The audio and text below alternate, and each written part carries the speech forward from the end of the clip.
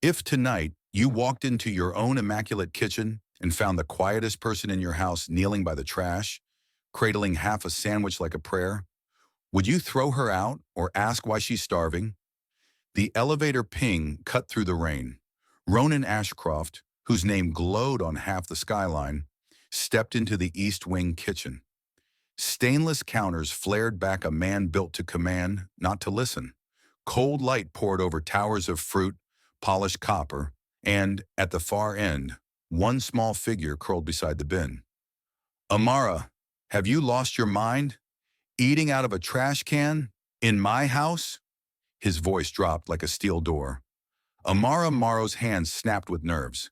The sandwich, still sealed in wax paper, slipped from her fingers and tapped the tile. A small sound, but it struck her pride like thunder. She didn't stand. She'd tried standing all her life, and too often the room had tilted. I trusted you, Ronan said, each word honed thin. You hold codes, keys. You move through every room. And this is what I walk in on?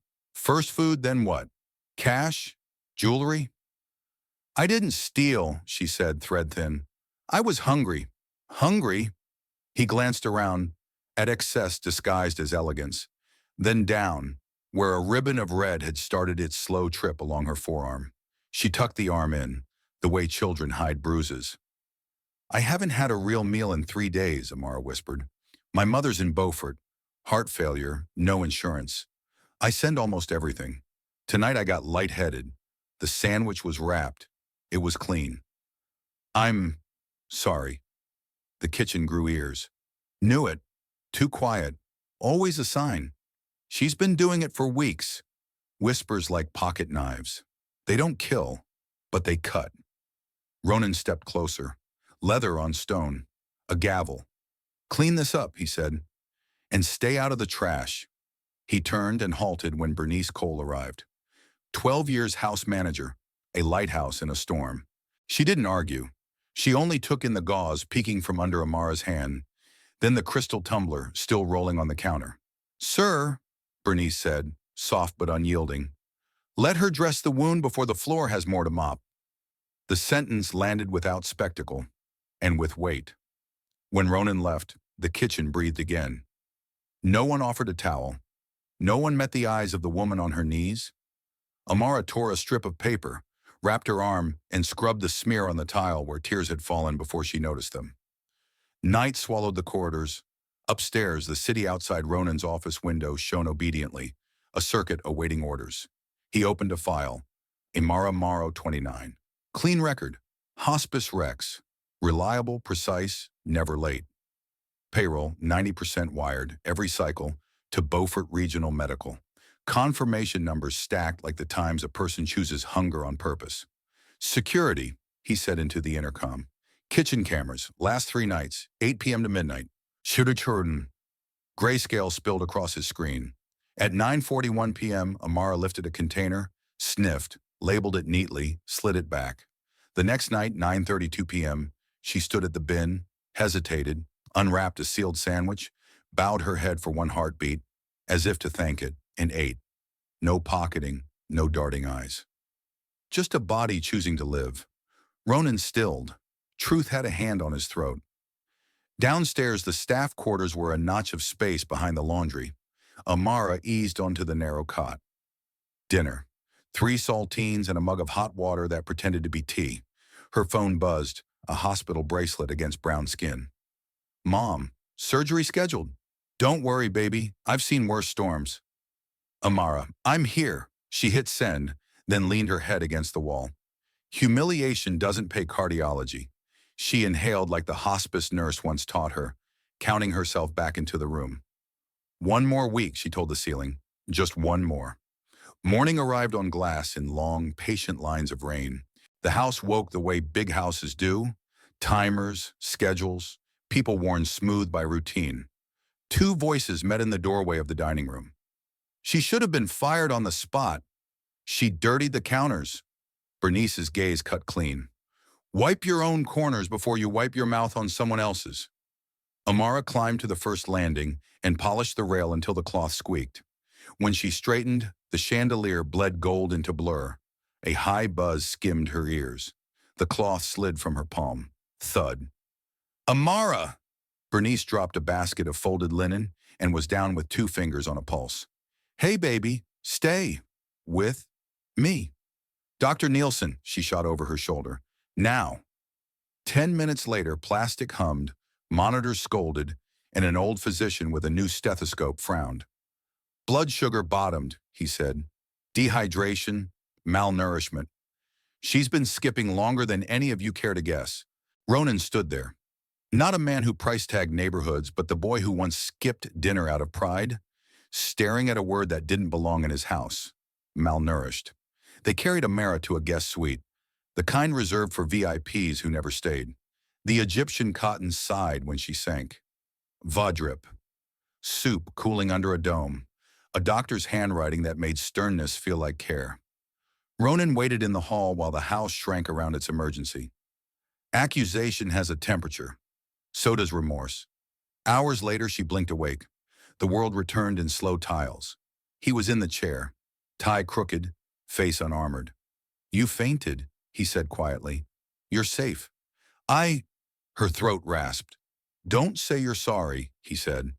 It sounded like a sentence he'd borrowed from someone wiser. She watched him the way people who've lived around danger read weather. Not anger. Something harder. A man taking inventory of himself. I should have asked about your mother, he said. About you. It isn't your problem. It became mine when you hit my stairs. A beat. I looked up Beaufort. The bills. Alarm flashed, then faded. I shouldn't have, he added quickly. I did. I needed to know what was real. You wanted the tidy truth, her voice frayed. There isn't one. He nodded, small, almost ashamed. I know what hunger is, he said. I haven't been that boy in a long time, but I remember its face. Another breath. I forgot it could be yours. The IV pump ticked, ticked, counting the distance between power and responsibility. He stood. Eat, he said, nodding at the tray. Then rest. We'll fix what we can in the morning. At the door, he paused. Amara, he said without turning, I'm sorry. No PR varnish, no deal memo. The first debt he couldn't pay in cash. He left. She lifted the lid. Steam kissed her cheek. Toast, soup, orange juice. A note, handwriting trying and failing to look casual. Eat first, I'll handle the rest. Outside, the rain thinned. Inside, the IV ticked its steady metronome. Each drip, a small step back from humiliation toward dignity. And that was only the first shot of the movie. Morning slipped into the guest suite in soft gold, the kind of light that apologizes for the night before. Amara woke to warmth where cold had lived for days. The IV was gone. In its place, a tray sat on the table. Broth, toast, orange juice, and a fresh bandage wrapped neat and white around her forearm. She ate, slowly, reverently. You learn to be gentle with a body you've starved. Down the hall, Bernice read a text on her work phone and allowed herself a private smile. A wire confirmation from Beaufort Regional had come through at 6:12 a.m. Patient Lorraine Morrow. Amount 89,650 wares, paid in full. Note, for what we should have seen sooner. Ronan Ashcroft's signature sat beneath it, precise and unshowy. He was already in his office when Bernice arrived. Tie loose, sleeves rolled, a legal pad open to bullet points that had nothing to do with loan covenants. He didn't look up when the door clicked. She'll ask what she owes you, Bernice said, setting the printout on his desk. She doesn't owe me, he replied, eyes still on the pad. I owe her a house that doesn't starve people. Bernice inclined her head. Then start with the kitchen. He did, like a man who finally remembered how to act without being told. By noon, the house had new rules. Staff meals logged and plated at regular intervals. Leftovers labeled for consumption, not shame. A discreet stipend for medical emergencies distributed by Bernice, not by rumor. He also added a line to the morning briefing that made the entire operations team blink. No one eats last here. At 11, Amara stood in his doorway. Clean uniform, hair pulled back, posture careful. Come in, he said. And because people watch the small things, He rose when she entered. "I didn't come to say thank you," she began, taking the chair he offered. "I came to say, I don't want charity." "It isn't," he said. "It's repair." She studied him, measuring for the catch. "Repair comes with strings." "Contracts do," he said. "This is a promise. From me, to you, to the house. I was wrong. I'm fixing my part." Silence held them for a full breath. Outside the window, the rain had given way to a sky scrubbed clean. "You're not protected because you're fragile," he added, quieter now. "You're respected because you're necessary." Her mouth trembled into the ghost of a smile. "Then let me work." "On one condition." She waited. "Eat," he said, half a wince, half a dare. "On schedule, with the others. No more heroics." "Heroes don't scrub baseboard," and she said. "The best ones do." He almost smiled. She almost did. Neither of them quite remembered how. Gunter, the house registered the shift before anyone spoke it out loud. Gossip still snaked through vents and around door frames, but it hit different now, like wind meeting a new wall. At 7 p.m., the dining room glittered the way money thinks elegance should. Two investors from New York filled the room with their certainty. Amara ghosted along the periphery, pouring, clearing, refilling, invisible by design. "Is that your maid?" one of the men said too loud, chin flicking her way. "You keep your help sharp, Ashcroft." The old Ronin would have offered a polite correction or a strategic silence. "Her name is Ms. Morrow," he said, voice even and cold enough to frost the crystal. "She runs this house." A beat.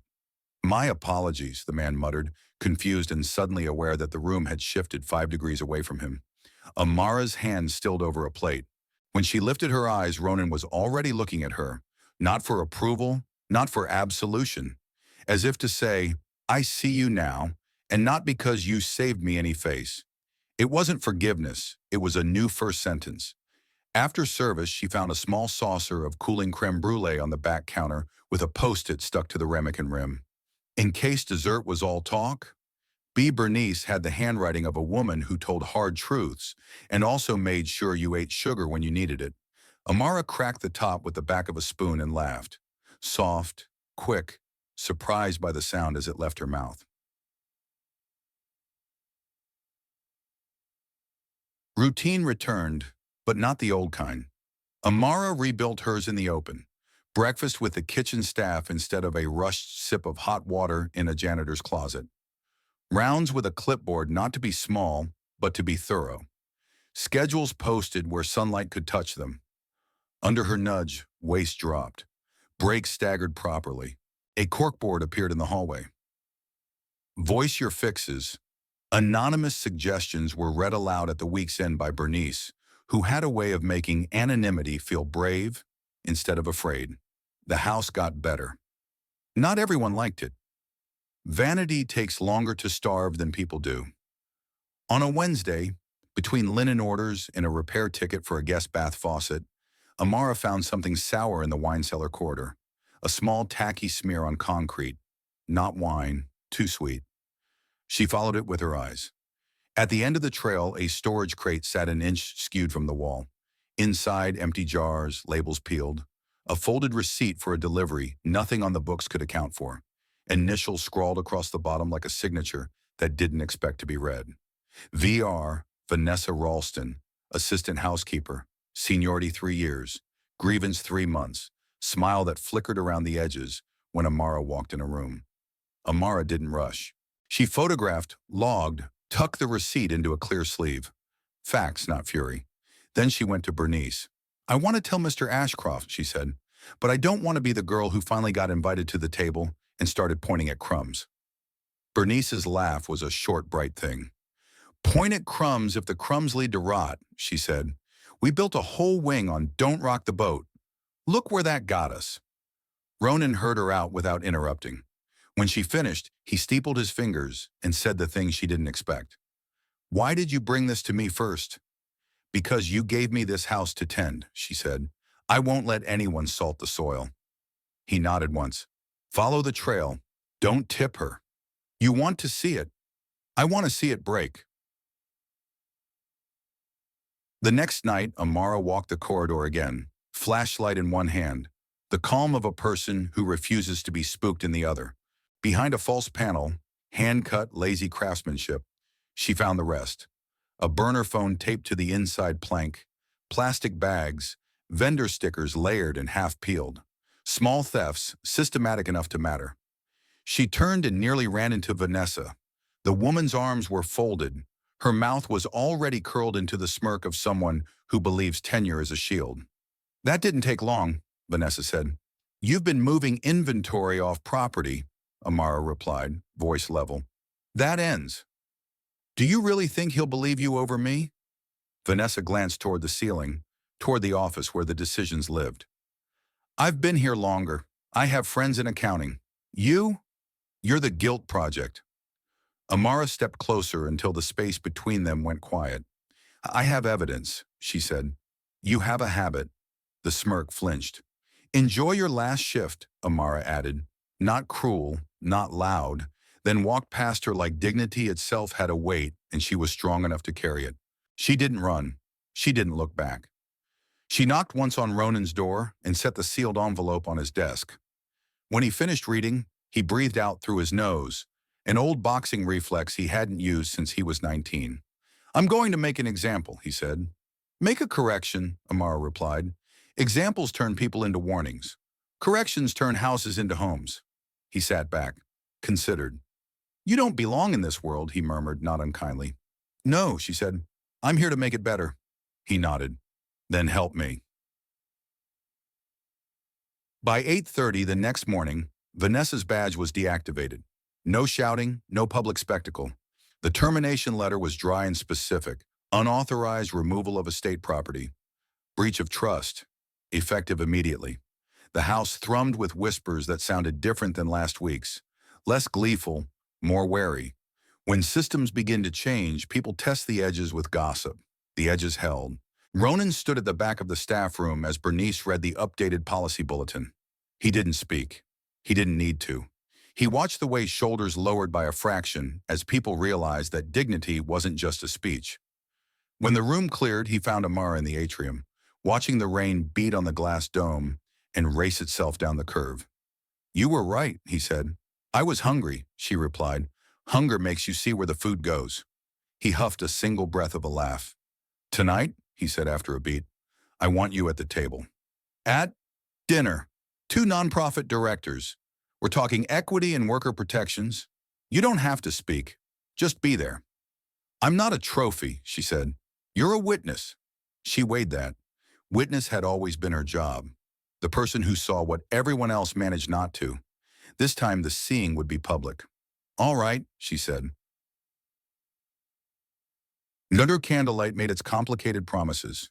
The 2 women, both former attorneys, both with eyes that noticed the unstated, listened as Ronan outlined a pilot initiative for staff education and emergency grants.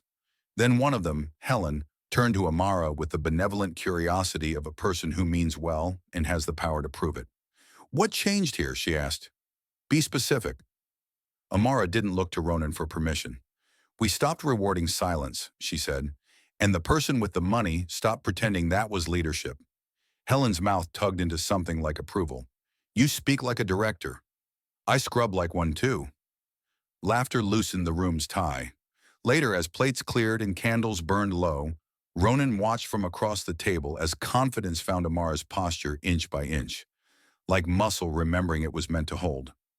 Back in the corridor on the way to her room, she paused at the corkboard.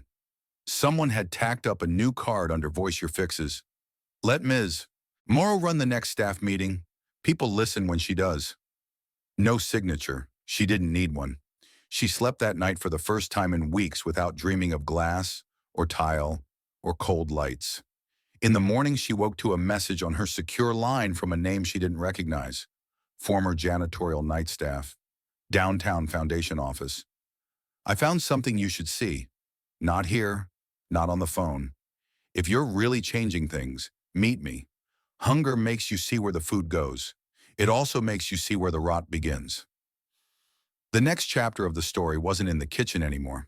It was in the vaults no one opened, the books no one reconciled, and the quiet rooms where money learned how to disappear. The message was short, as if it understood that risk has a word count. I found something you should see. Not here. Not on the phone. If you are really changing things, meet me. Amara did not forward it. She did not ask for permission. She carried the phone to Bernice because courage is steadier when at least one other pair of eyes has seen the spark. Daylight, Bernice said after reading the note. Go in daylight. The name is Lorna Dwyer, night crew, downtown foundation building, 5 years on a mop and a key ring. Not the kind of person anyone throws a party for when she leaves. Bernice opened a drawer and placed a slim black recorder on the desk. Encrypted. Press once to start, once to stop. Is that official policy now? It is common sense, Bernice replied, and common sense is now policy. The diner in Yonkers smelled like coffee that had boiled a minute too long and bacon that tasted like apology. Amara took a booth near the window. She wrapped both hands around a cup she barely sipped. When the bell over the door rang, the woman who entered moved with the careful calm of someone who had worked in rooms where being loud cost you hours. I am Lorna, she said, sliding into the seat opposite. She had a gray streak through her ponytail and eyes that watched without flinching. You are the one from the mansion, the sandwich. I am a person, Amara said, not a headline. Lorna's mouth tipped. Good. Headlines catch fire and blow away. People hold the match. The recorder lay flat between them. Amara did not reach for it yet. I cleaned archive rooms, Lorna began. People talk as if janitors do not read. People are wrong. I collected what I could without getting fired. Took photos. Scanned papers after hours. It was not bravery. It was just not sleeping. What did you find? 2 kinds of rot, Lorna said, and raised 2 fingers. Ghost invoices, and a door no one should have locked. She opened a canvas tote and eased out a cheap plastic folder. Inside were copies of ledger pages and the kind of receipts that look official until you ask simple questions. A consulting firm that did not exist in state records. A community grant to a clinic that had no address. Payments logged as in kind, a phrase that hides more than it reveals. On several lines, a single set of initials sat like a careless fingerprint.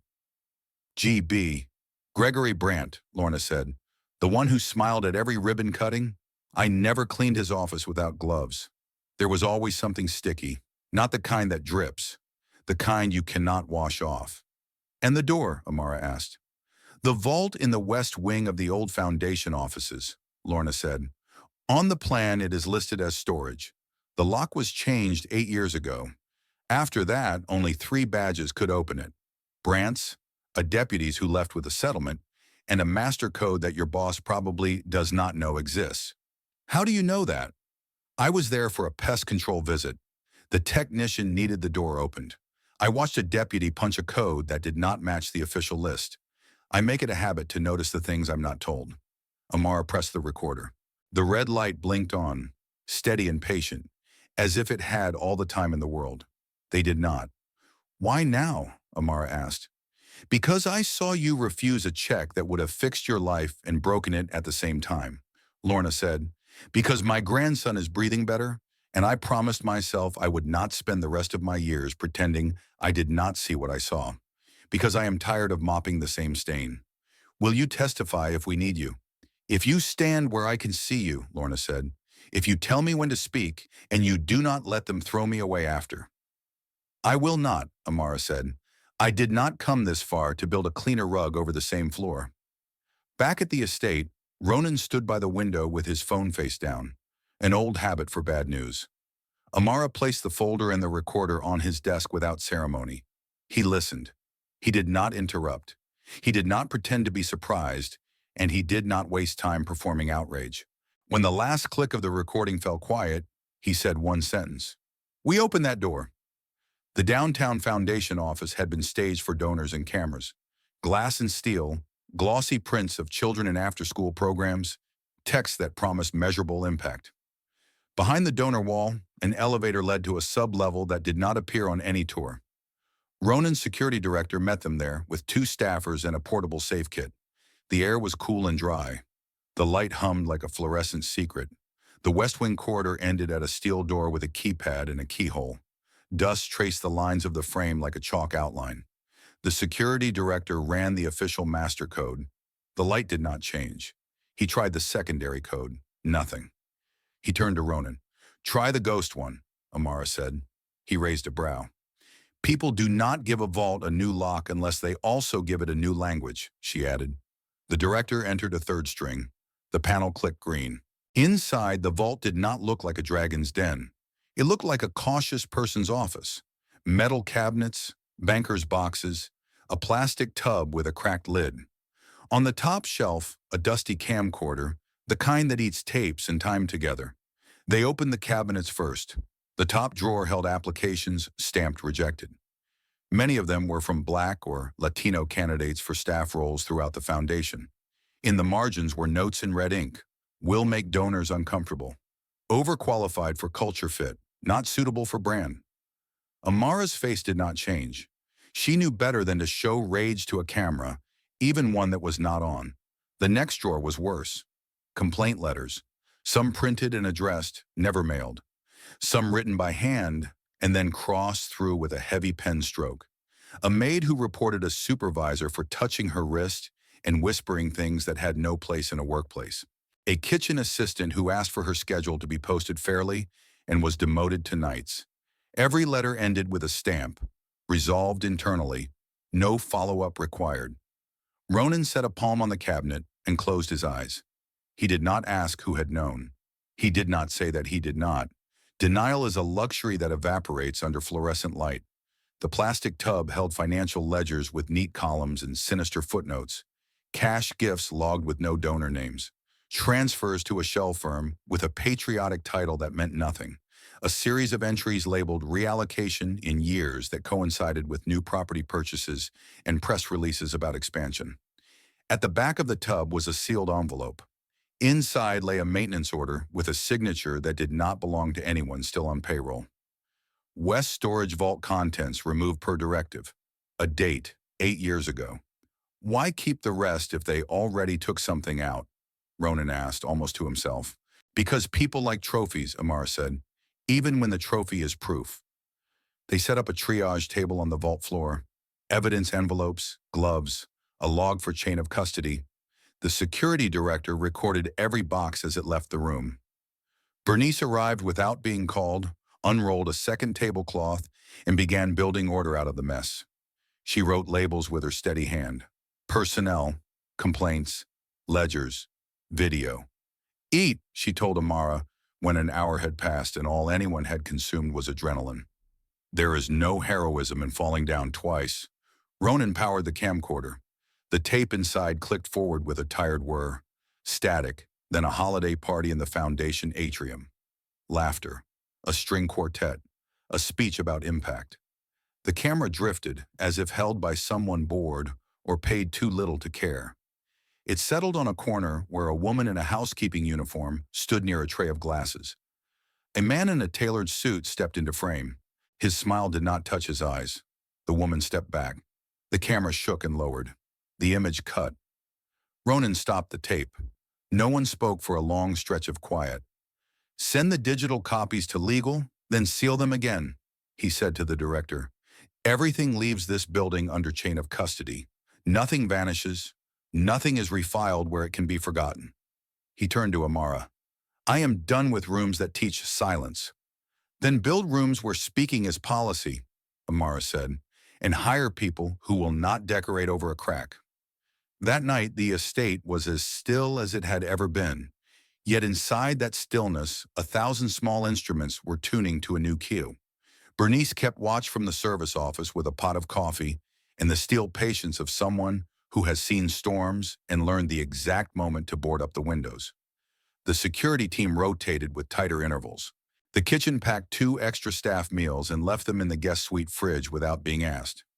Amara sat on the edge of the bed and called Beaufort. Her mother's voice was stronger than yesterday. She told her about a vault and a door and what it felt like to open something everyone pretended was welded shut. "Baby," Lorraine said after a pause, "some secrets are like mold. They hate sunlight. You just keep raising the blinds." When the call ended, Amara opened her laptop and began a document she titled Voices Unheard. It would be a weekly internal bulletin, anonymous testimony, clear policy explanations, updates on investigations. A house cannot fix what it refuses to name, and naming would start now. At midnight, a single car rolled to a stop across the street from the estate's back gate. It idled for a minute, then drove on. The cameras caught its plate.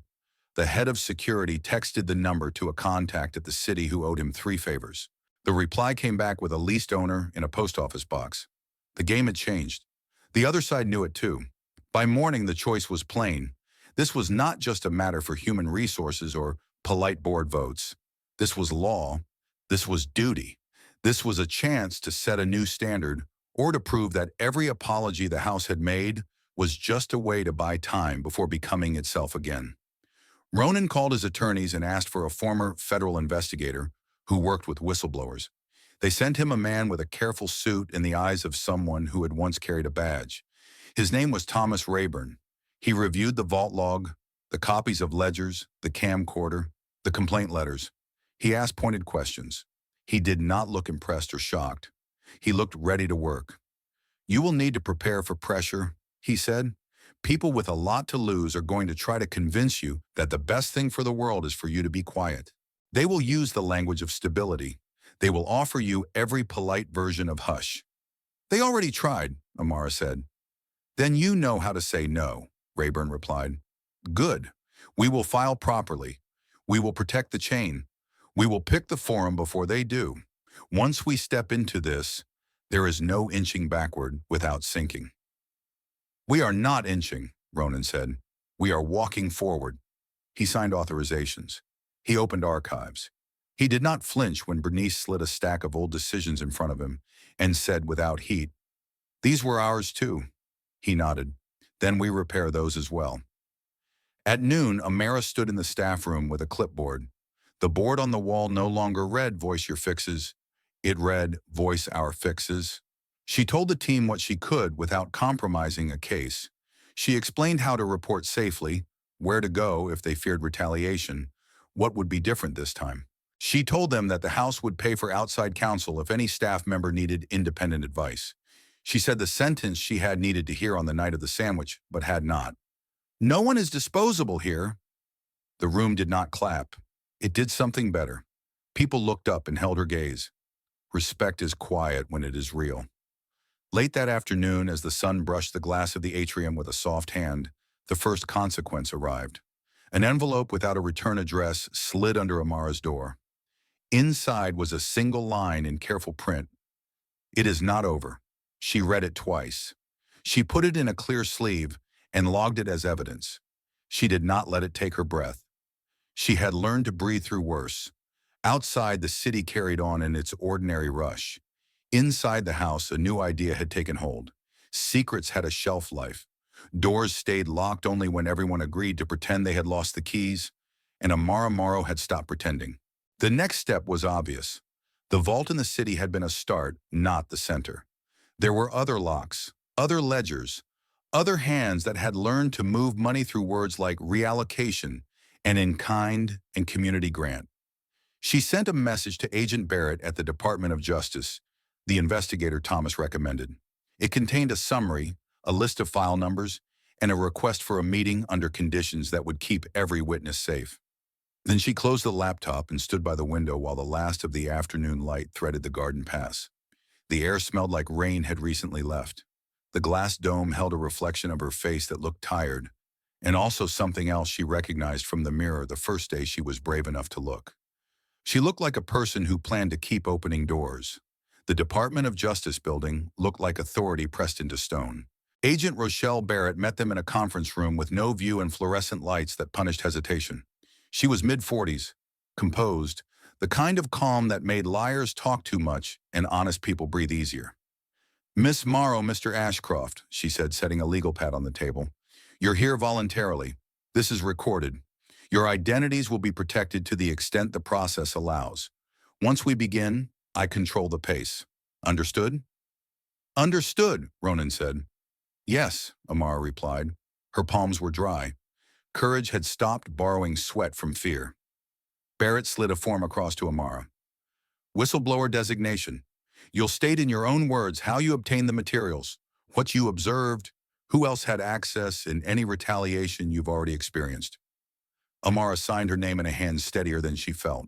She told the story as if laying out instruments on a sterile tray. Lorna's folder, the ghost code, the vault, the ledgers, the camcorder, the letters stamped resolved internally, the anonymous note, the car that idled at the back gate, the offer she had already refused to be quiet for money that would have ended one kind of hunger and fed another. Barrett didn't interrupt. When Amara finished, the agent tapped the pad with her pen once. "It's clean," she said. "No embellishment. Facts carry themselves if you let them. We'll need the originals under seal. We'll issue preservation letters to the foundation and the estate. Do not discuss this outside counsel. Expect rumblings, then storms." Ronan leaned forward. "I want to cooperate fully. I want this house and the foundation rebuilt under daylight." Barrett's eyes softened by a millimeter. "Then brace for pushback. People who benefit from fog don't thank you for turning on lights." Outside, the winter sun felt newly thin. In the car, Ronan stared ahead at traffic that pretended the city wasn't rearranging a part of itself. "You did well," he said. "We did necessary," Amara answered. "Good comes later." Back at the estate, necessary arrived under a false smile. Marshall Laird, old money, board seat, a man whose cufflinks had outlasted entire neighborhoods, stood in the atrium admiring the dome as if he owned the sky. "Ronan," he called, voice warm enough to frost a window. "I was in the neighborhood." No one like Marshall was ever in any neighborhood accidentally. He glanced at Amara the way a cat studies a closed door. "You must be Ms. Morrow," he said. "Impressive trajectory. Congratulations on your visibility." Amara offered a polite nod. "We're trying to make the invisible visible," she said. "It tends to jump." Marshall held her gaze a second longer than manners required, then turned to Ronan. "Walk with me." They crossed the mosaic to the study. Bernice looked up from the service desk as they passed, met Amara's eye, and dipped her chin once. It was both a blessing and a reminder. Watch the edges. Behind the closed door, Marshall dispensed with charm. "You're about to set fire to your own philanthropy," he said. "Once prosecutors sniff around, donors vanish, projects stall, everyone loses." "Everyone who?" Ronan asked. "Beneficiaries," Marshall said smoothly. "Children, clinics, scholarships. The real world doesn't survive your—" A flick at the air. "Purity." "Purity?" Ronan almost laughed. "I'm late to basic decency, Marshall. I'm not auditioning for sainthood." Marshall's smile thinned. "Then be practical. Handle it internally. Quiet resignations, a press note, an independent review by someone we choose. Don't invite people who get promotions from headlines." "People like you?" Ronan asked. "People like me," Marshall said, unapologetic. "Adults." Ronan's fingers drummed once on the desk. The only tell of a man resisting the old habit of making problems go away with money and distance. "The vault exists," he said. "The ledgers exist. The complaints exist. The camera exists. The DOJ exists. The only thing not existing right now is your leverage." Marshall, to his credit, didn't flinch. "There's always leverage," he said. "For instance, your board knows you've been taking advice from your new staff lead in ways that could be misinterpreted." "Try them," Ronan said. "Then watch the house you've dined in for 10 years explain to the cameras why it called a whistleblower a problem." For the first time, Marshall's eyes moved. Sideways, small. A man measuring how much of the wall had just become load-bearing. "You'll regret this," he said without heat. "Maybe," Ronan replied, "but not for the reasons you think." When Marshall left, the atrium felt warmer by a degree. Sometimes weather changes because a door closes. The fracture went public 2 days later. A business outlet ran a story. Ashcroft Foundation under federal review. No names, no details. The tone was concerned more for the stability of a revered institution than for the people under it. The quote that got pulled and polished came from a source close to the board, lamenting the harm of overcorrection fueled by internet-era moralism. They meant Amara. They always did. Press requests multiplied like mold. Bernice moved through the house with new choreography, rerouting deliveries, tightening guest lists, screening calls. The staff carried on under the weight of scrutiny that made dust look like scandal. In the break room, someone had tacked up a newspaper clipping. Below it, in blue pen, someone else had written, "We are not the headline. We are the work." Amara started the Voices Unheard bulletin at 6 a.m.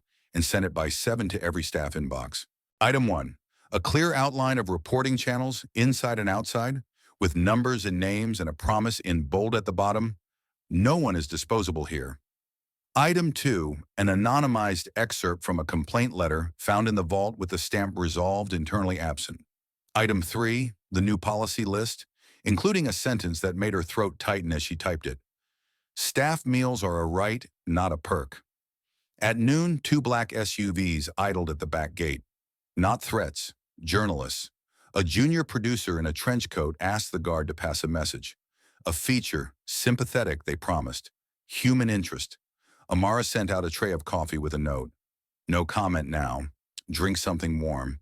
It wasn't a strategy, it was manners. The world had forgotten they counted. The first direct hit wasn't from the press. It arrived in the mailroom, a thick envelope with a letterhead that tried too hard. A law firm representing interested parties accused Amara of breach of confidential duty, demanded she cease any unauthorized dissemination of sensitive materials, and invited her to resolve this quietly in a way that benefits all. A checkbook ghosted the words. Thomas Rayburn read it once, looked up, and smiled a tired man's smile. "This is a scarecrow," he said, "meant to wave and rustle. We'll reply with a letter that uses fewer adjectives and more statute." That night, Amara walked the grounds with the head of security, a squared-off woman named Reeves who had the bearing of someone born allergic to panic. "They'll escalate asymmetrically," Reeves said. "Leaks, personal smears, cars that circle twice, theater designed to make you feel like the audience instead of the stage manager." "I won't dramatize," Amara said, "but I won't flinch." "That's not a request," Reeves replied. "It's a plan. Call me before your pulse decides to." Amara laughed once. "You sound like Bernice." "Bernice sounds like survival," Reeves said. The next morning the smear landed. An opinion column, "The Cult of Cleaners," subtitled "When Staff Become Judges." It painted Amara as a housemaid turned moral sheriff, accused her of weaponizing hunger as a narrative, and called Ronan susceptible to the performative pull of contrition. It was both lazy and precise, the kind of piece meant to give permission to people who wanted to be bored by injustice. Ronan had the paper folded on his desk when Amara walked in. He didn't lift it. "You don't have to read it," he said. "I already did," she replied. "It's efficient propaganda, but it underestimates us." "How?" "It assumes we want applause," she said. "We want policy." He nodded. "Then let's write it." They spent 3 hours drafting the house charter the place never had. A Bill of Rights for staff, a grievance process insulated from management, mandatory third-party audits of hiring and promotion, a fund for emergency needs administered without humiliation. Bernice joined, red-penning the parts where language was pretty but practice would fail. Reeves added a section on physical safety that read like the exact opposite of theater. By afternoon, draft one was on every wall, open for public comment. A house doesn't change with framed words, but people needed to see the bones. At dusk, the phone on Amara's desk vibrated with a number she did not know. She let it ring twice before answering. "Ms. Morrow," a man's voice said, educated, careful. "You don't know me. My name doesn't matter. What matters is that Gregory Brandt met with a consultant named Lyle Forrester 3 weeks ago in Miami. There are ledgers you haven't found, offshore. If you're smart, you'll stop. If you're brave, you'll look there next." The line clicked dead. Amara stared at the phone, then typed the name out before it could mist away in the air. Lyle Forrester. She forwarded it to Rayburn with a note. "Coffee tomorrow?" She added a second message to Barrett. "New lead. Possible financial architect. We'll share in person." After dinner, she found Ronan in the garden under the string lights, hands in his coat pockets, face quieter than any headline would allow. "I can't keep this house from every storm," he said, "but I can keep the doors open." "Doors need locks," she said, "and codes that don't change when someone powerful gets nervous." He smiled at that. Tired. Real. "We'll get there." She looked past him at the glass dome, at the reflection of her own face in the curve. She thought of Lorna in the diner, of Bernice with her steely kindness, of Reeves measuring shadows, of Barrett's pen like a metronome, of Rayburn's dry humor, of her mother's voice telling her to raise the blinds. The fracture had arrived. It had cracked the glossy surface that used to pass for order. Through it, air moved, light too. And on the other side of light came a thing that never makes the evening news, but changes everything that does. People choosing to act like witnesses instead of props. Amara went to bed early and slept like a person who knew morning would not ask whether she was ready. It would simply arrive, set paperwork on her desk, and hand her a key to a lock no one had bothered to try in years. She was ready. Lyle Forrester looked like the kind of man who never touched cash. His photos online, what few there were, showed a tidy beard, neutral suits, and the bland handsomeness of a consultant who made messes disappear by giving them different names. Rayburn skimmed the dossier across his desk, then tapped the corner with one finger. "Paper ghost," he said. "He used to sit 2 offices from a white-collar prosecutor I know. Never filed anything himself. Always the advisor. If Brandt had a brain, Forrester rented it to him." They met early in Rayburn's downtown office, blinds tilted against winter sun. Bernice had sent muffins in a brown box with no note, which was how she said, "Be smart," without using breath.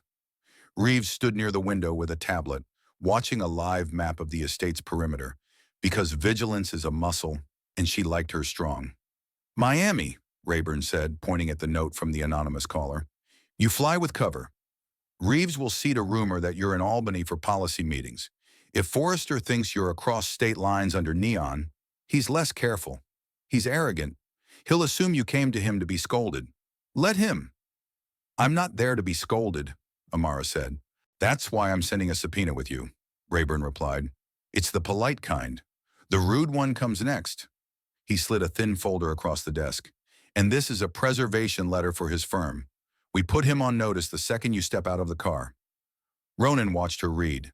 He'd learned to measure the quiet before she moved, how it was never hesitation, just alignment.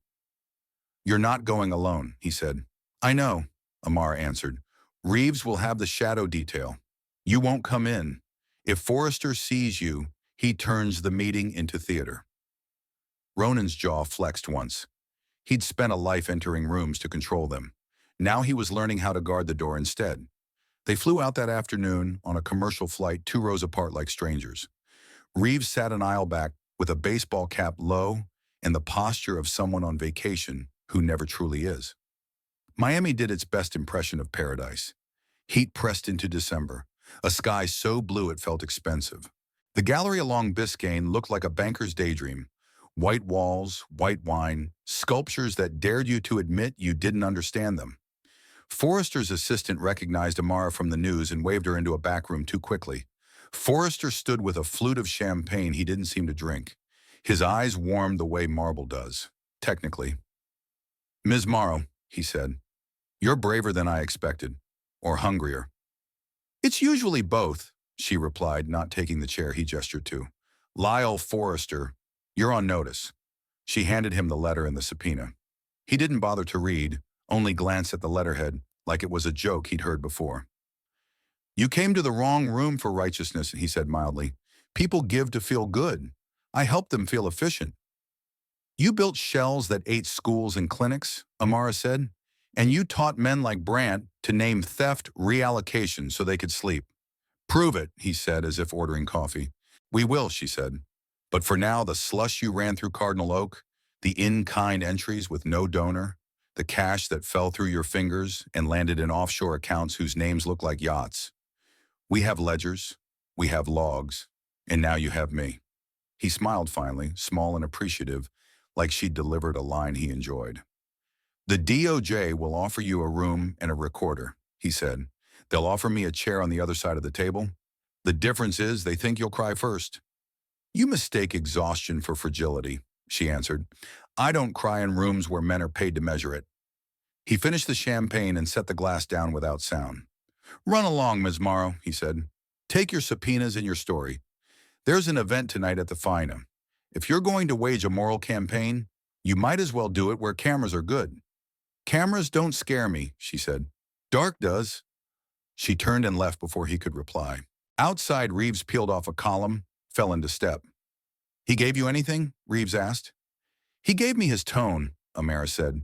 Men who think they're safe always do. Back in the SUV, her phone buzzed. Rayburn. Good. He touched it. Serve email copies. Flights for tomorrow. Barrett wants a sit-down with Fin Crimes. Ronan. You okay? She could feel him across the city like a door he was holding open. I'm working, she typed back. You? Learning to keep my hands in my pockets, he sent. It's harder than building skyscrapers. They returned to New York under a sky that had traded blue for steel. The minute Amara's boots hit the estate gravel, the house handed her proof that public fracture had become personal. A thin rectangle slid under her office door, a cashier's check for $500,000 and a note in neat hand. There are better ways to solve this. Name your price.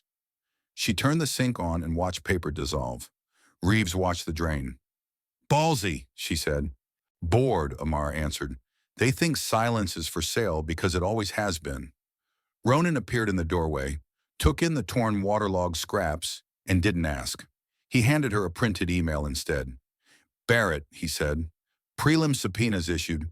She wants to coordinate press so we don't spook witnesses. She also says, good work. Amara smiled without showing her teeth. Praise was a sugar that came with cavities. She took it lightly and set it down. The next morning, the house charter went up on the walls in final form, printed in crisp type that suggested durability instead of decoration. At 9, Amara ran the first staff meeting under the new rules. She watched faces as she spoke, an inventory of attention. The kitchen crew leaned forward. Groundskeepers stood chest out like a team that finally had a coach who kept promises. A few white collars in the back crossed arms and studied the ceiling. Old habits die dramatic. We are not perfect, Amara said, but we are honest. When we fail out loud. When we change, we write it down. When someone is harmed, we stop the room instead of the complaint. She paused. Take care of each other and eat. Bernice stood, a rare thing during meetings she typically ran from the side. You've got 15 minutes before the line, she said to the kitchen team, and the muffins were made by a woman who could run a country if she felt like it. Laughter loosened a string tied tight in the room. It held. By afternoon, donors were calling. Some withdrew quietly, disappointed that the foundation was distracted. Others doubled down without press releases, wires appearing like simple sentences. Keep going. Ronan forwarded each note to Amara with a one-word subject. Seen, or gone, or forward. He had stopped writing speeches. The house had started writing itself. Barrett's summons came fast. Federal building again, a different floor. The Financial Crimes Unit, where numbers tell stories with less poetry and more prison time. She ushered them into a glass cube with a whiteboard whose corners were already crawling with acronyms. A man in shirt sleeves introduced himself as Sosa, the forensic accountant who had taught 3 U.S. attorneys how to read a ledger the way a detective reads a bruise. Forrester's pattern is old, Sosa said without preamble. He launders through legitimacy, shells with clean names, foundations within foundations. The trick was finding the reallocation loop. Your friend Lorna's scans gave us the year. Your vault gave us the method. Miami will give us the intent. What about Brant? Ronan asked. Barrett's pen ticked. He's not the center, she said. He's the face. The center is a network that learned to rent respectability. And the board? Amara asked. Some complicit, some negligent, some asleep, Barrett answered. We separate by evidence, not vibe. They walked through next steps as if planning a surgery, the kind that could save a life or kill a patient if the hand shook. When they left, Rayburn joined them on the sidewalk, a gray scarf up against wind. He looked at Amara like a coach looks at a runner who refuses to coast at the finish. You're doing the hard kind, he said. There's another kind, she asked. The kind that stops when it's tidy, he said. You don't like tidy. I like clean, she said. They're not the same. The article hit that night, not the smear, those were already background noise, but a long, careful piece in a magazine that didn't do speed. The maid who opened a vault, Ava Kalan's byline. She'd requested 2 short interviews in quiet places far from the atrium's echo, promised not to turn pain into theme. The piece did what good journalism does when the world is loud. It walked readers through a door, let them look, and kept the writer's fingerprints off the glass. Amara read it once, then a second time slower. It named what had happened without making her a miracle. It outlined the new charter, the preservation letters, the DOJ's involvement, the Miami lead. It ended with a sentence Ava had pulled from their second conversation and placed like a hinge. No one handed me a voice. I just stopped whispering. She closed the laptop and let the quiet in. The house, even breathing differently now, had its own hush between 10 and midnight. She used it to call Beaufort. "Baby," Lorraine said, voice steadier each day. "I saw the piece. You sounded like your grandmother when she got mad at the pastor for talking more than listening." "I sound like you," Amara said. Lorraine laughed until she coughed, then laughed again. "Are they feeding you?" "Yes," Amara answered. "By policy." "Good," Lorraine said. "Policies can be sued. Promises can't." In the morning, Reeves briefed her on a query from a precinct captain. A complaint had been filed by a concerned citizen about unauthorized use of internal records by household staff. It smelled like a stun and read like an opening statement for a bad faith lawsuit. Rayburn sent a 2-line response that cited statute and invited the complainant to enjoy discovery. "Old world fighting with old weapons," Bernice said, scanning the letter. "Feels like a man bringing a crystal decanter to a hurricane." The hurricane arrived in the form of a second message from the block number. "Check your East Service entrance. Now." Reeves was already moving before Amara could stand. They turned the corner into the side hall and stopped. Someone had keyed Amara's car the way cowards write letters. Crooked, rushed, hungry to hurt, liar, thief, maid. Amara didn't blink. She fetched a bottle of cutting compound and a microfiber rag from the supply closet. She started rubbing the paint with the small, patient circles of someone who had learned that repair is less heroic than it is stubborn. "Let me," the janitor said, flustered, rushing over with his own kit. "This one's mine," Amara said gently. "You take the next." He nodded. Reeves took photos, logged time, cataloged angles. Ronan watched from the door, fists in pockets. When Amara finished, the words were still there if you knew where to look. Most people don't. She did. The next day brought acceleration. Barrett called with a tone that meant news. "We're moving on Brandt," she said. "We have enough for an arrest warrant. We're not ready for Forrester, but we'll get him. I wanted you to hear it from me, not a Chiron." Amara exhaled. She didn't cheer. Justice felt less like fire and more like architecture, weight borne by beams no one photographs. That night, under the garden lights, Ronan found her staring at the glass dome, like it might answer a question she hadn't asked. "Sometimes I wish we'd never met in that kitchen," he said quietly. "Not because of what followed, because of what I did before." She looked at him, then back at the curve of glass. "We don't get to choose the first scene," she said. "We do get to write the next one."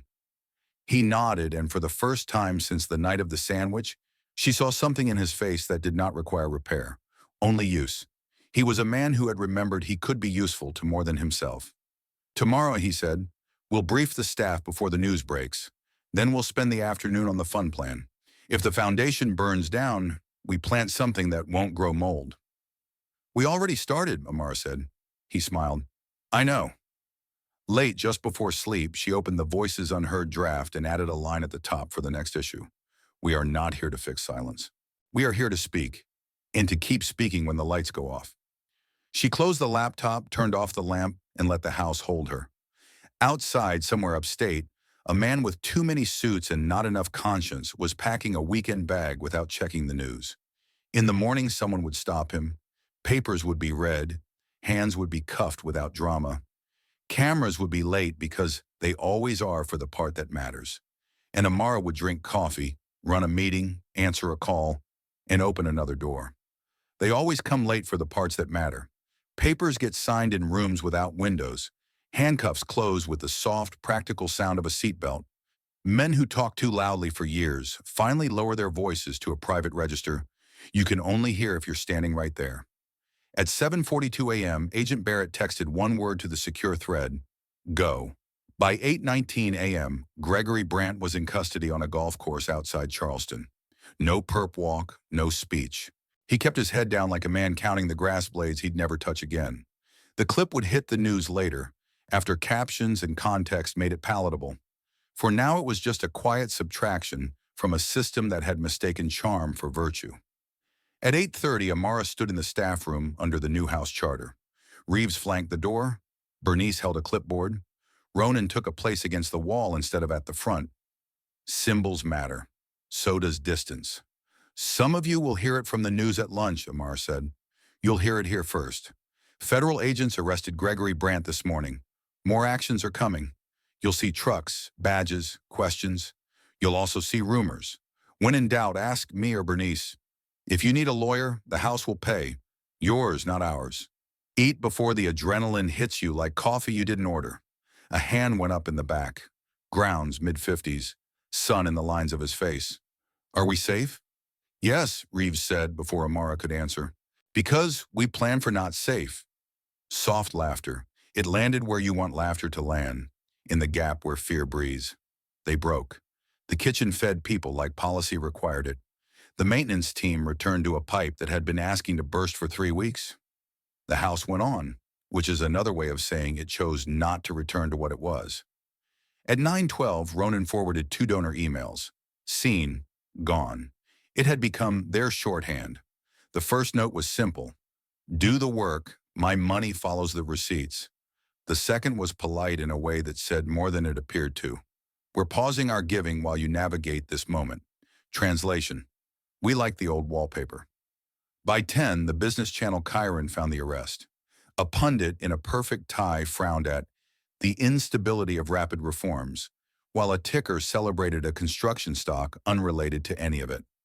Bernice clicked the TV off with a face you could cut bread on. Lunch isn't a spectator sport, she said to the room. At 10:47, Marshall Laird called. Ronan sent the call to speaker in his office and gestured for Amara to sit. Reeves took up her post by the door like a benevolent gargoyle. Ronan, Marshall said. His voice had the smoothness of someone performing disappointment. You've opened a vein. I hope you've considered the bleeding.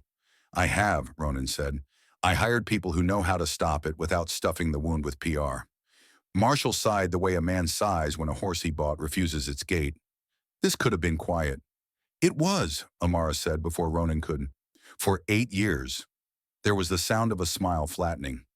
Ms. Morrow, Marshall said, every cause has a face. Be careful yours doesn't become a mask. Masks crack. Truth doesn't, she said. He hung up. Power hates a line it can't rewrite. By noon, the first reporters drifted to the gate again, with the passive hunger of pelicans. Amara sent coffee. Reeves sent them to the sidewalk. The mailroom sent up a package wrapped in neutrality, a legal envelope with a silver crest from a cousin Ronan hadn't spoken to in 10 years. Arthur Ashcroft, venture bravado, and a public itch for office, had filed suit in state court. Tortious interference, breach of fiduciary duty, reputational harm. The subtext was crisp. Sit down or we'll drag you across a floor you just mopped. Rayburn read the complaint, grunted. It's bluster with a stationary budget, he said. Their betting exhaustion outlasts righteousness. We'll answer on time. Then we'll make them do discovery under oath, which they'll hate more than losing. Will it touch staff? Amara asked. They'll try, Rayburn said. We won't let them. The afternoon pressed its thumb on the house and found it sturdier than yesterday. In the atrium, sun penciled across the marble like a promise. In the library, Amara printed the next issue of Voices Unheard and pinned it to the corkboard. From the complaint file, 2016, never mailed. I told him I preferred day shifts because my bus stop's running at 10. He said I should thank him for the job and learn to walk faster. Status. Resolved internally. No record of resolution. New status. Under review, counsel appointed. Beneath it, she taped a line that had been eating at her since the vault. We will not resolve harm with silence. Down the hall, the kitchen crew built a pan of lasagna that could feed an army or a house mid-storm. Bernice paused at the pass, tasted, nodded. You get a raise, she told the saucier, then added, don't spend it before it hits. At 3:20, Agent Barrett called with logistics. Prelim arraignment likely tomorrow morning, she said. We'll set up a room for witness intake at the federal building. We're triaging leads on Forrester. Also, Amara, good posture today. The way you briefed staff matters. Policies don't live if people don't breathe them, Amara said. Barrett's pen clicked once. I should steal that for a training. Steal it for free, Amara said. Then invoice me later. At 4, Ronan and Amara walked through a draft deck for the new entity. The thing they had been sketching in margins and midnight messages. The Ashcroft-Morrow Justice Fund. Ronan had argued for Morrow Ashcroft. Amara had argued for no names at all. Bernice solved it with a post-it. Put the names on the back. Put the policies on the front. They did. The first slide wasn't a logo. It was a paragraph. We exist to repair. We will not trade silence for grants, optics for outcomes, or speed for truth. We name harm, pay debts, train leaders who weren't invited, and publish every line item that touches a human life. Too earnest? Ronan asked. Not for the right people, Amara said. The wrong ones can read a brochure elsewhere. Reeves slipped in, chin tilted. Drive by, she said. Same sedan as last week. Same plate. We've got a patrol car to sit at the corner. I moved your car, Ms. Morrow. Thanks, Amara said. You keep fixing their paint, Reeves replied. They'll eventually realize you own the shop. At 5:13, a new message buzzed from the block number. You've made your point. Take the check next time. Last offer. No amount attached. That was the trick. They wanted the price to be her imagination. She put the phone face down and wrote instead, longhand, on a yellow legal pad, because sometimes progress needs different ink. Published the charter in Spanish and Haitian Creole by Friday. Add childcare stipend to emergency fund. Set up off-site reporting for contractors, janitorial, kitchen temp, night security. Build a memorial wall in the new office. Names they erased. Invite families to decide how they're shown. Lorraine called at dusk. The hospital allowed evening noise again. Good news disguised as a clatter of trays and too loud TV. The nurse says you're on television, her mother said, amused. Tell her the TV can wait until it learns to cook. Mara laughed, then caught herself. They arrested one of them, she said. The wrong one is still buying champagne. The right ones never buy champagne, Lorraine said. They buy blankets. You need blankets? We have policies, Amara said, and told her about the fun, the wall, the languages. You sound like a woman who stopped asking for permission, Lorraine said. I am, Amara said.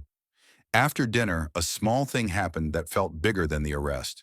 The junior dishwasher, a boy who wore his nerviness like an oversized coat, approached Amara by the service elevator. Ms. Morrow, he said, words tripping over one another. I saw them key your car. I didn't know what to do. I froze. You did fine, she said. Freezing is honest. You told Reeves? He nodded, eyes somewhere near his shoes. Also, you eat? Like, actually? Yes, she said. By policy.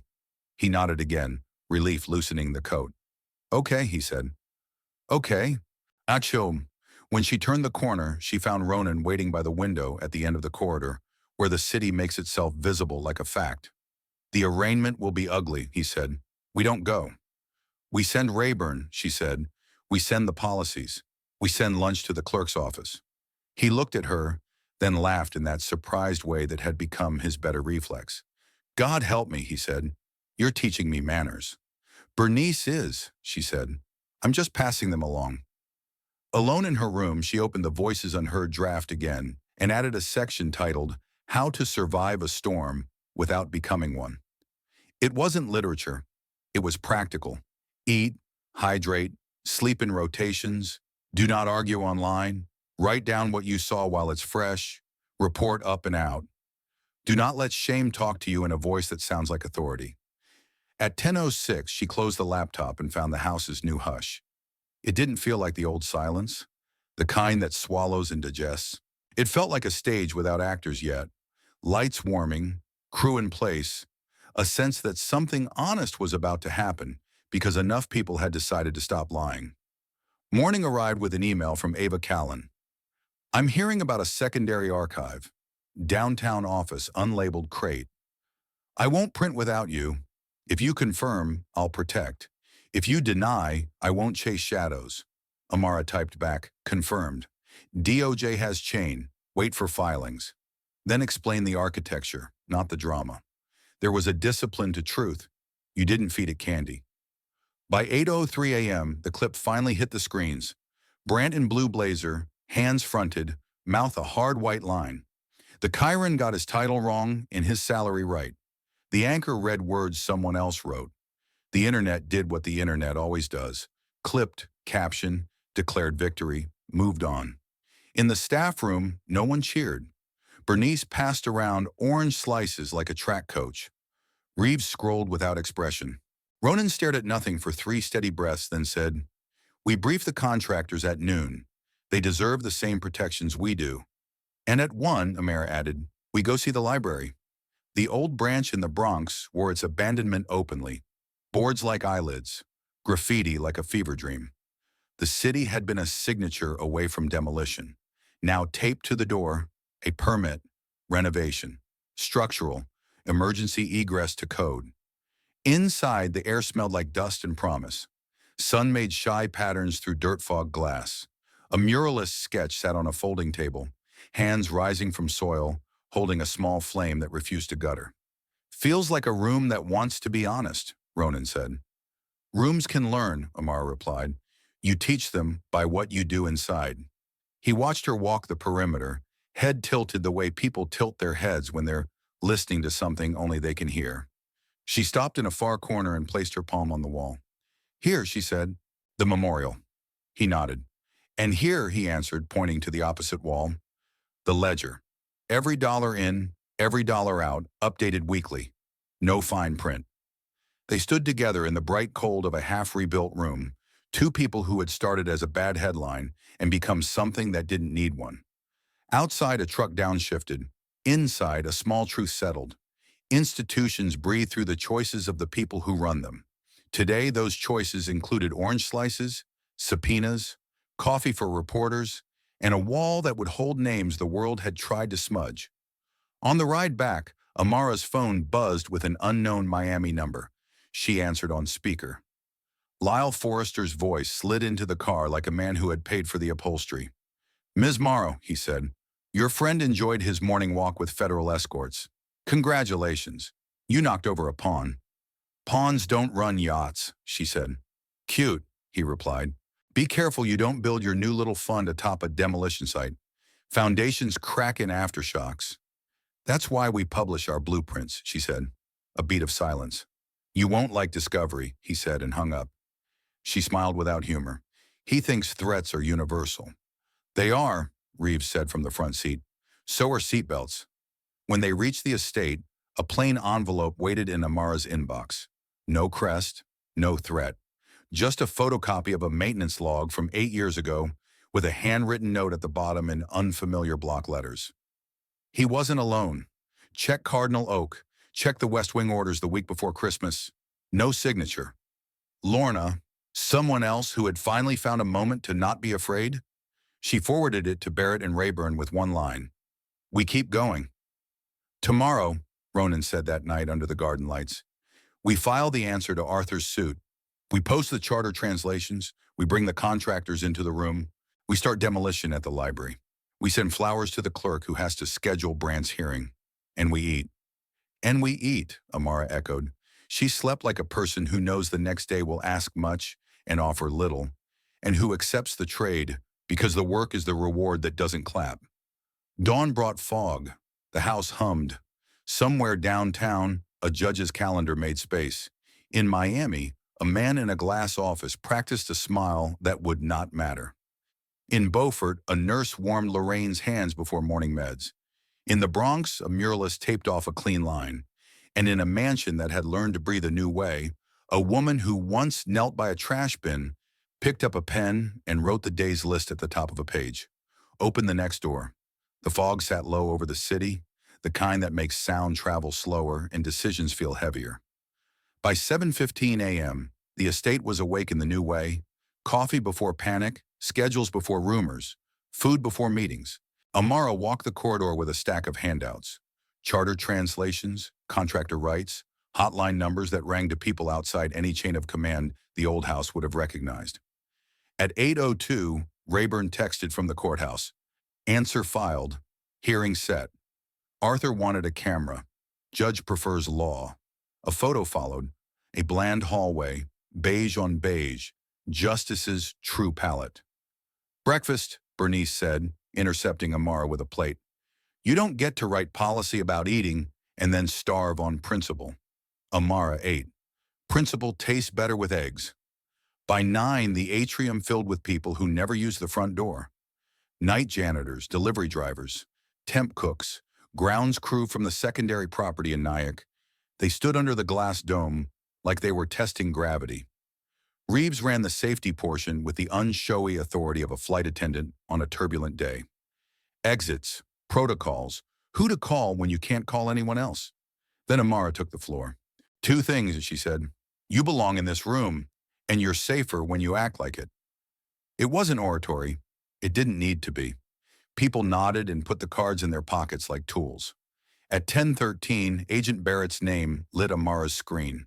Brand arraigned, Barrett said. Home confinement with conditions. Passport surrendered. Probable cause satisfied. We're moving on Forrester in stages. Finn Crimes is in love with your ledgers. Not my ledgers, Amara said. Just the ones we found. That's the point, Barrett replied. You found what people were paid to miss. The smear machine made one last attempt before lunch. An op-ed from a cousin of a donor breathlessly despised mob justice in marble houses, called Amara a cynic in humility's costume, and warned of philanthropy starved by righteousness. Reeves printed it and pinned it to a corkboard in the security office between 2 surveillance stills of the sedan that kept looping the block. Know your enemy's adjectives, she told her team. They recycle. At noon, the Bronx library smelled like cut plaster and old paper. The muralist had drawn the first clean arc of flame on the front wall. Neighborhood kids watched over the chain fence with the gravity childhood saves for process. Ronan arrived in work boots that still looked like money, but less than usual. He handed Amar a hard hat with Morrow stenciled on the side. He wore his own without a name. Inspection signed, he said. Structural crew starts the demo on the unsafe mezzanine this afternoon. I told them we keep the reading nooks if we can. Feels right. Rooms, remember, Amara said. We leave them something worth remembering. Back at the estate, the mail cart coughed up a new envelope. State court notice. Hart v. Morrow. Motion hearing date advanced to Friday. Rayburn read the calendar entry, raised a brow. Arthur thinks speed is a weapon, he said. It isn't when you have facts. What's the worst version of today? Amar asked. He tries to subpoena you for a deposition fishing expedition, Rayburn said. We push back, offer limited scope, refuse anything designed to smear rather than discover. Judges hate being used as microphones. In the afternoon lull, the House did something it had never done. It paused for a minute of intentional silence. Bernice set the timer. Reeves stood at the door. Kitchen staff put down knives. Grounds crew rested gloved hands on shovels. Amara stood in the middle of the corridor and closed her eyes. Silence this time wasn't a muzzle. It was breath, shared and counted. At the bell, work resumed at the same speed, but with less clatter. At 3:06, Ava Callan sent an email with a single question. When the fund opens, what will be the first check you write? Amara typed back without hesitation. Back pay to the women whose complaints were stamped, resolved internally. Names public if they want, private if they don't. Either way, a debt paid with interest. Ava replied with a period. Sometimes punctuation is applause. By 4, Barrett had her financial crimes teammate, Sosa, on a video call from a conference room that looked allergic to windows. He shared a chart. No names, just flows and dates. The lines that used to be fog now had directions. Forrester hid in the obvious, Sosa said. He used respectability as cover. We're going to take it away. How long? Ronan asked. As long as it takes to be sure, Barrett said, and shorter than the old world hopes. Amara logged off and found a plain manila folder on her chair. No note. Inside, copies of West Wing maintenance orders, the week before Christmas, 8 years back. A short handwritten addendum on one. Brent plus F. Cardinal Oak present. Door relocked. Inventory moved. No signature. The block letters again. She scanned, saved, added to the chain, sent to Barrett and Rayburn, then labeled the folder in her own hand. Cardinal Oak, Amos Week. The archive started to feel less like a morgue and more like a library that had woken up. Evening crowded the house with a different kind of light, the forgiving kind that makes old furniture look dignified and tired faces look like they earned it. Staff dinner bled into a small gathering in the greenhouse. No speeches. Bernice made a toast with water. To people who do the work, she said. To houses that stop pretending. Reeves clinked plastic to plastic and muttered, to locks that work. Laughter did what laughter does when it belongs. Amara slipped out early. The memorial wall drafts were due. She sat at the desk in her room and wrote names. Some real, some placeholders, until permission came, each with a line the person wanted remembered. I was here. They called me girl. I was 39. I took the bus until it stopped. Then I walked. Her phone buzzed, unknown number. She answered. Ms. Morrow, Lyle Forrester said, voice detuned by distance. Your fun will inherit the sins of the old house unless you separate cleanly. Dissolve it, don't rebrand it. Otherwise, you own what I did. Ownership is what we're after, Amara said. We pay debts. That's the point. Choosing martyrdom is a young person's mistake, he replied. Don't confuse appetite for justice with contempt for endurance. Contempt? No, she said. Focus. See you in court. He chuckled and hung up. Reeves, listening at the desk with her ever-present tablet, shook her head. Men like that think they're philosophy. Really, they're a budget line. Not for long, Amara said. Night deepened. The house found its new hush. Amara opened the next Voices Unheard draft and titled it with a line she hadn't said out loud yet. Justice is logistics. She filled a page with the unglamorous vendor compliance checklists, grievance response times, a calendar for rotating third-party audits, a plan for childcare vouchers, a note to ask the city about free bus cards for night shift staff. She added a line she wanted the house to memorize. Every policy is a math problem about dignity. Friday arrived in a suit. The hearing on Arthur's motion ran 15 minutes past the posted start because courts and clocks have a relationship built on irritation. Arthur's counsel argued with the confidence of a man who liked the smell of his own exhibits. Ms. Morrow, he said, weaponized internal data to advance a personal agenda. Rayburn answered with statute in sequence. Chain of custody, federal engagement, anti-slap protections. The judge listened without blinking, and then, in the universal language of courtrooms, said, denied. A gavel did not slam so much as it landed. Outside, Arthur tried to find a camera that wanted him. There were fewer than he'd hoped. Back at the estate, the day wrote itself. At noon, a florist delivered a quiet arrangement to the clerk's office downtown with a note that said, thank you for the calendar you keep. People like to be seen doing boring jobs well. Sometimes that's how the better world happens. At 1, the first payment went out from the new fund, a cashier's check delivered by hand to a woman who had once been told to walk faster after the bus stopped. In the afternoon, the Bronx library crew found an old book plate behind a crumbling shelf. To the children who will outread us. Amara propped it on the windowsill, took a photo, sent it to Lorraine. The reply came with 3 emojis Lorraine didn't know how to use, and therefore used all at once. After the chaos of cash and courts, small joy mattered in frightening proportion. The week bent toward a soft landing it didn't deserve, and took anyway. Forrester's counsel emailed a list of dates for voluntary proffers. A nice way to say he wanted to chat without being handcuffed yet. Barrett scheduled. Sosa sharpened pencils. Rayburn bought a new legal pad. Reeves changed batteries in 3 cameras. Bernice restocked the break room with oranges because she believed in vitamin C almost as much as she believed in policy. At dusk, the staff gathered in the New Rhythm's last act, a 10-minute debrief in the atrium where anyone could say one sentence. No crosstalk, no debate. Just a ledger of the day spoken out loud. The new mop heads are better, said a night cleaner. The lasagna needed salt, the saucier admitted. The East Gate sticks, a driver reported. Thank you, said a dishwasher who had stopped freezing. I wasn't sure where to put that, said a gardener, pointing to an anonymous compliment tacked to the board about someone else's patience. Up there, Bernice said. There's space. When it was over, the house didn't clap. It breathed. Ronan found Amara at the corridor window, where the city pretends to be a painting. The fun paperwork is done, he said. Signatures tomorrow. We put the names. He flipped the folder over and tapped the back page. Here. Policies on the front, she said. Policies on the front, he echoed. He hesitated, then added the sentence that had been waiting in his mouth since the kitchen.